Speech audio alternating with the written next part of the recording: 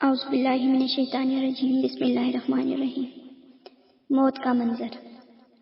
حضرت ابو ہریرہ فرماتے ہیں کہ ایک مرتبہ مجھ سے حضور صلی اللہ علیہ وآلہ وسلم نے فرمایا کہ میں تمہیں دنیا کی حقیقت دکھاؤں۔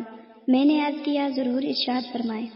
حضور صلی اللہ علیہ وآلہ وسلم مجھے ساتھ لے کر مدینہ منورہ سے باہر ایک کوڑی پر تشریف لے گئے، جہاں آدمیوں کی کھوپڑیاں، پاہانے اور کٹے ہوئے چتڑے اور ہڈیاں پڑی ہوئی تھی۔ حضور نے ارشاد فرمایا، ابو ہریرہ، یہ آدمیوں کی کھوپڑیاں ہیں۔ یہ دماغ اسی طرح دنیا کی حرث کرتے تھے جس طرح تم سب زندہ آج کل کر رہے ہو۔ یہ بھی اسی طرح امیدیں باندھا کرتے تھے جس طرح تم لوگ امیدیں لگائے ہوئے ہو۔ آج یہ بغیر کھال کے پڑی ہوئی ہیں اور چند روز اور گزر جانے کے بعد مٹی ہو جائیں گے۔ یہ پاہانے وہ رنگ برنگ کے کھانے ہیں جن کو بڑی محنت سے کمایا، حاصل کیا، پھر ان کو تیار کیا اور کھایا۔ اب یہ اس حال میں پڑے ہیں کہ لوگ اس سے نفرت کر کے بھاگتے ہیں۔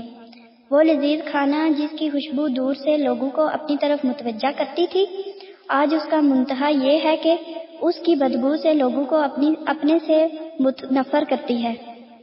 یہ چتڑے وہ زینت کا لباس تھا جس کو پہن کر آدمی اکڑتا تھا، آج یہ اس حال میں ہے کہ ہوائیں اس کو ادھر سے ادھر پھینکتی ہیں۔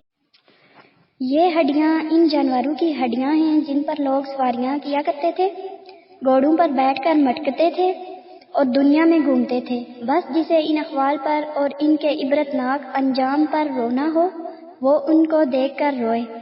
حضرت ابو ہریرہ رضی اللہ فرماتے ہیں کہ ہم سب بہت روئے۔